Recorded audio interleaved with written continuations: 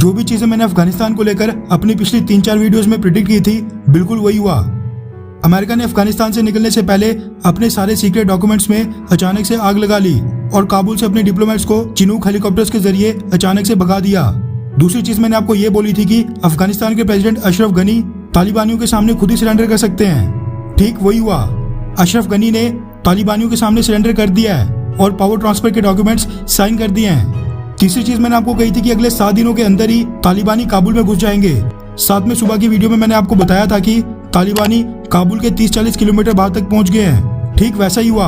हालांकि 7 दिन तालिबानियों ने तो होने नहीं दिए और वो 48 घंटों के अंदर ही काबुल पर चढ़ाई कर गए हैं। अमेरिका ने तालिबानियों से कहा था कि वो जब तक अपने नेशनल्स और डिप्लोमेट्स को एयरलिफ्ट नहीं कर लेता तब तक तालिबानी काबुल से बाहर रहें। इसके लिए अमेरिका अफगानिस्तान की राजधानी काबुल में 5000 मरीन्स भी भेजने वाला था। लेकिन ये अमेरिका और अमेरिका के प्रेसिडेंट जो बाइडेन के लिए बहुत ही बेइज्जती की बात है कि तालिबानियों ने अमेरिका तक की बात नहीं मानी और काबुल पर चढ़ाई कर दी।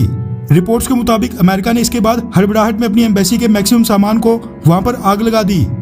वहीं आपको बता दूं कि ये आग इतनी ज्यादा थी कि यूनाइटेड स्टेट्स ऑफ अमेरिका की एम्बेसी की बिल्डिंग से जो धुआं निकल रहा था वो कई किलोमीटर दूर से दिख रहा था। चलो ये सब तो हो गया।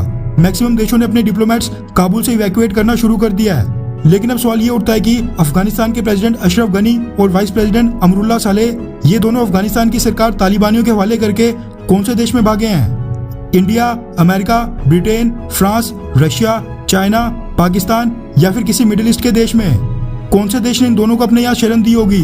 क्योंकि ये बात तो बिल्कुल तय थी कि अगर ये दोनों अफगानिस्तान की राजधानी काबुल में रहते तो फिर इनका कत्लेआम होना तो 100% श्योर था, क्योंकि दोनों ने तालिबानियों के खिलाफ कई सारी कार्रवाई की।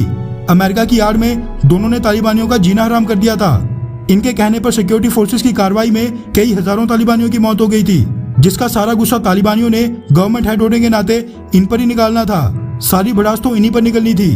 वैसे ये चीज रिवील करने से पहले आपसे रिक्वेस्ट है कि अगर आपने हमारे चैनल इंडियन अफेयर्स को अभी तक सब्सक्राइब नहीं किया है तो प्लीज सबसे पहले सब्सक्राइब कर दें और बेल आइकन दबाना ना भूलें, ताकि आपको अफगानिस्तान और बाकी इंटरनेशनल न्यूज की सभी वीडियोस ऐसे ही लगातार मिलती रहें। बढ़ते मेन खबर की तरफ। दरअसल अफगानिस्तान की राजधानी काबुल से ये मीडिया रिपोर्ट सामने निकल कर आ रही है कि अफगानिस्तान के प्रेसिडेंट अशरफ गनी साहब राजधानी काबुल से भागकर भारत, अमेरिका, फ्रांस या फिर ब्रिटेन नहीं बल्कि अपने एक पड़ोसी देश तजिकिस्तान में शरण लेने चले गए हैं।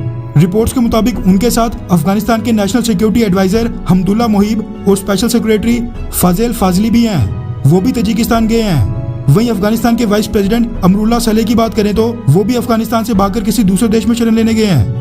उनकी लोकेशन अभी तक अनक्लियर है, लेकिन सूत्र ये बता रहे हैं कि वो भी तजिकिस्तान में हो सकते हैं। इसके साथ एक और अपडेट अफगानिस्तान से ये निकल कर आ रही है कि अफगानिस्तान के प्रेसिडेंशियल पैलेस के कई सारे ऑफिशियल्स जो अफगानिस्तान की सरकार में काम किया करते थे वो भारत के लिए रवाना हो गए हैं। उन्होंने भारत आने का फैसला किया है। साथ में ये चीज मैं क्लियर कर दूं कि ये सारे सोर्सेज के वाले से जो अपडेट्स आ रही हैं मैं वो आपको बता रहा हूँ, क्योंकि अफगानिस्तान में अभी इतना केओस है कि कुछ भी कंफर्म कहना मुश्किल है। साथ में जो लोग ये सोच रहे हैं कि ये सभी अफगानिस्तान के प्रेसिडेंट से लेकर वाइस प्रेसिडेंट और नेशनल सिक्योरिटी एडवाइजर इन सब ने अफगानिस्तान से भागकर गलत किया, तो आपको बता दूं कि 1996 में जब इसी तरह उस समय की सरकार गिरकर तालिबान रूल आया था तब भी उन्होंने अफगानिस्तान के तब के प्रेसिडेंट नजीबुल्लाह को मौत के घाट उतार दिया था। इसलिए इन सबका अफगानिस्तान से निकलकर किसी दूसरे देश में शरण लेना बहुत ही ज्यादा जरूरी था। रिपोर्ट्स के मुताबिक ये सभी लोग काबुल से अपने क्लोज फैमिली मेंबर्स के साथ निकले हैं। वहीं पिछले अफगानी प्रेसिडेंट हामिद करजाई की बात करें तो वो अभी तक काबुल में ही हैं।